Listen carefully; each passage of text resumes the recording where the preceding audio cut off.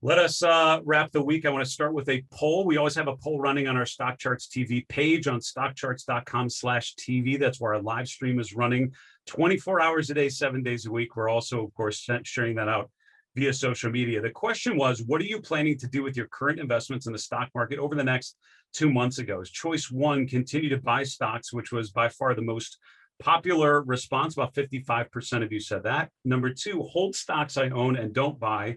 That was 28%. Sell stocks and take cash out of the market, 16%. So overall, sort of in order, continuing to buy, holding, and then only 16% of you selling. It's interesting.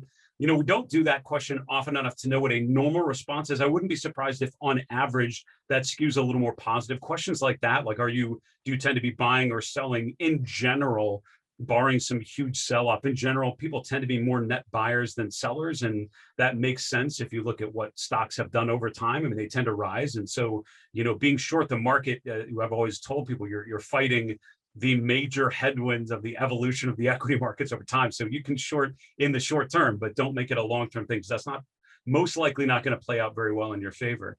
However, 55% continuing to buy as the S&P is at all-time highs. It shows you that there is participation. Again, when we look at the RIDEX flows, we see it at all-time lows, meaning that investors are overall sort of agreeing with you and are sort of all in, continuing to own stocks.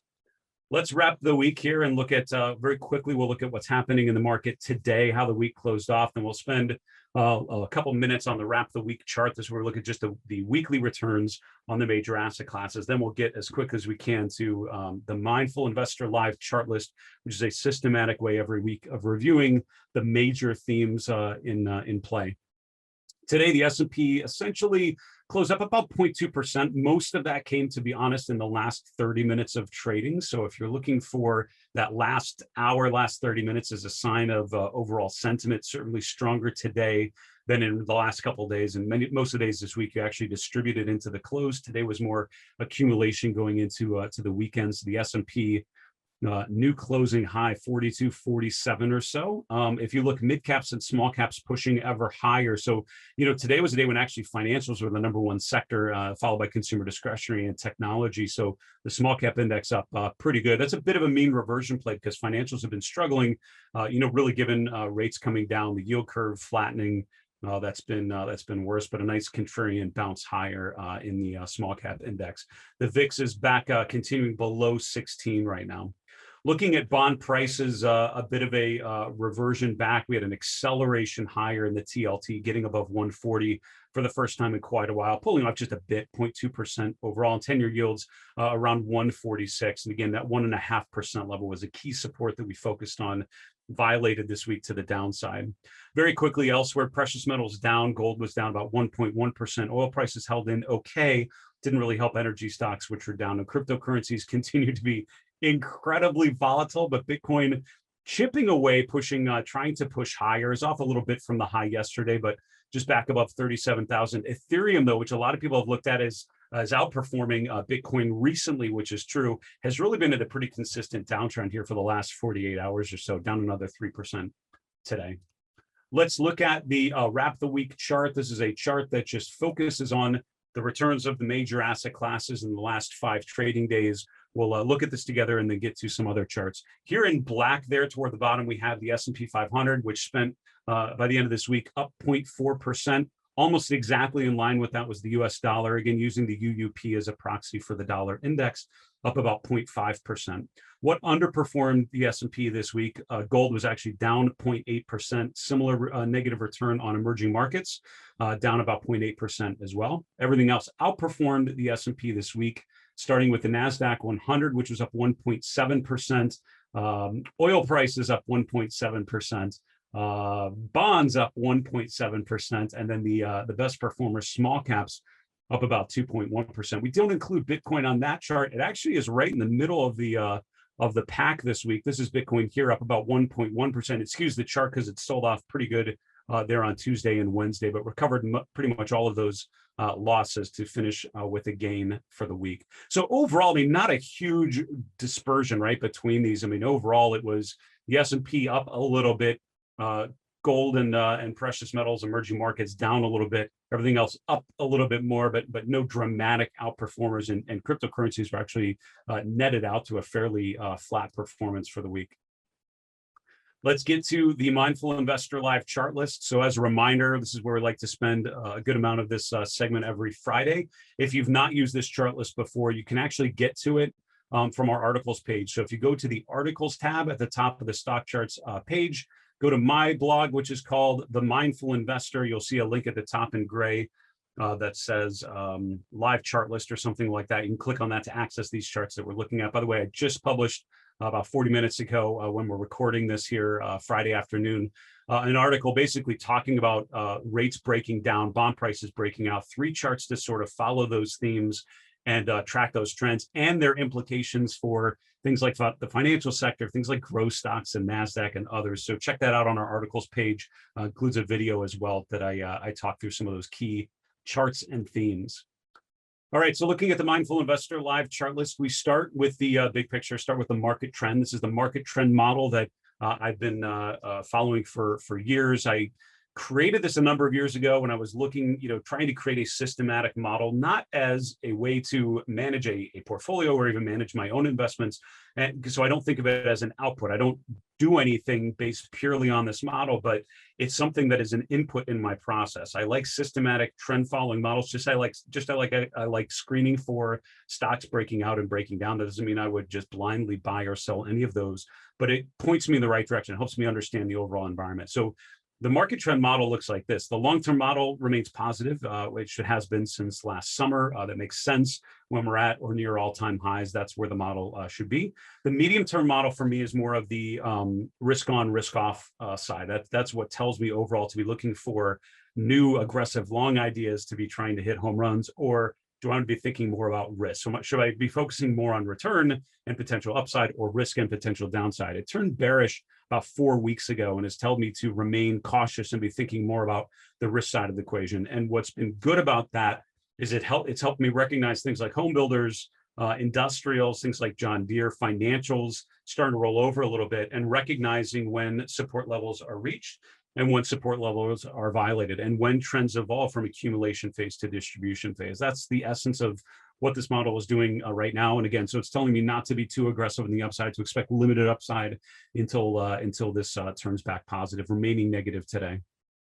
The short-term model is really the tactical time frame. That's just telling you the very short-term read. Was this week positive or negative relative to the long-term trend? Positive again. It turned just the slightest bit negative about 4 weeks ago. And other than that, it's remained bullish for most of the last 3 months overall. And it's simply looking at where the price is relative to the 5-week exponential moving average. So short-term trend, the tactical trend really finishing in a position of strength this week. For me, the medium-term trend remaining weak, remaining bearish, tells me to be more cautious than optimistic in terms of potential next steps. The long-term model remains positive, which tells me overall allocating to equities has still been a very decent play, which is absolutely right. Let's look at the daily chart of the S&P as we've pushed to a new closing high today. Pretty strong finish to the week. And again, there's no denying that the trend is up. Talking with Sam Burns yesterday, we remembered Paul Montgomery's quote: the most bullish thing the market can do is go up. So if you find yourself questioning, are we in a bullish or bearish environment? How should I be positioned? Look at the chart. And if the chart is going up, then the trend is positive, and things overall are pretty good. And that's what I'm seeing looking at the daily chart of the S&P. We keep making higher highs. We recently have been making higher lows. That's all encouraging. I think the most important trend line on the planet is this one from the October low to the March low. That lines up with the 2 lows in May. And it's a little bit below where we're at, currently around 4,200, just below that. So if we would have a distribution next week, that would be the first line I would be looking at, and very closely related to that, the 50-day moving average, currently around 41.65 or so. And those 2 levels are pretty close. I think holding those levels on a pullback is what would tell you whether we're having a garden variety 4 to 5% pullback like we did here in May, like we did here in January, or if it's something deeper where you need to be a little more concerned. Things like last September, last October, even February into March, which again didn't end up being that horrible, that much worse than a 5% correction, but certainly put me on more of a defensive posturing, which I was okay with. I mean, I'm okay when the market is potentially breaking down. All large losses begin as small losses, and I'm okay being a little more cautious when that sort of pattern would break. I think the real line in the sand, though, would be S&P 40/50. That's the low from mid-May, early May. Holding that on a deeper pullback would be significant. It's about 5% below where we're closing today. Anything more than that, then you have to start thinking about the non-zero risk of going materially lower and thinking about what lines in the sand you want to pay attention to with positions that you have with stocks and ETFs that you're owning. When you look at breadth, I would describe it as mixed. Overall, certain breadth measures very positive. The bullish percent index remains positive. The McClellan oscillator remains positive. The cumulative advanced decline lines, which we're looking at here, all very much positive. Large caps, mid caps, small caps, all making new highs again this week. It does not behoove us to be too negative when these advanced decline lines are going up, because that tells you that there's broad outperform. There's broad strength in the market. The average stock is doing just fine. When the market goes higher, when the S&P goes higher and these lines start to slope downwards, that's when you can start to be concerned about the length of an uptrend, or whether an uptrend is able to persist. At this point, not getting any signal there. New highs have been fine. I mean, I think yesterday, if you look over the course of this week, on the average day, you had about 12 to 15% of the S&P making a new 52-week high. That's a pretty good number. That's sort of an average reading in a bullish phase. That's good. It's not the euphoric 40+% of the S&P is higher like you saw going into the May high. It's a little more measured than that, but overall, that's a good group of stocks. And it's a reminder that there are plenty of charts going up. And, I read Investors Business Daily. I continue to have read that. I read that every weekend now, every Saturday. I used to read it every day when it was out early in my career. And it's been a great, as a stock picker, it's always been a really helpful way of making sense of the equity landscape. And what struck me always reading that paper every day is that there were always charts that looked kind of like the ideal William O'Neill growth chart, right? There were always them. There was no environment, even in really difficult market phases, where there weren't just some great examples of charts that were breaking out. And I think that's what this is a reminder of. There are charts like Facebook that are doing just fine, that are breaking out to new highs. And I would, as always, screen for those stocks and assume that those trends persist until proven otherwise. Where does the breadth get a little shadier? I would say this one is probably a good example. There's a bit of a divergence here over the course of the last 2 months, with the S&P pushing to new highs. The percent of stocks above their 200-day, robust, above 90%. That's very healthy. But if you look at the percent of stocks above their 50-day, it's continuing to decline. So every time we try to make new highs, there are less and less S&P stocks that have recovered their 50-day moving average. Out of anything I'm looking at, and I'm looking for causes for broad concern, that would be the one. If we have a dramatic sell-off in the next couple of weeks, I'll probably look back at this as the clearest red flag that was there. Market going higher, but less and less S&P stocks regaining their 50-day. That shows you a little weakness under the hood that might not be reflected in the price of the S&P itself. Hey, Grayson Rose here with StockCharts. Thank you so much for watching. I hope you enjoyed that video. If you did, consider giving it a like down below, maybe leave us a comment, and if you're new to the channel, you can subscribe at the link up above. We're gonna bring you daily content from an incredible collection of technical analysts and financial experts.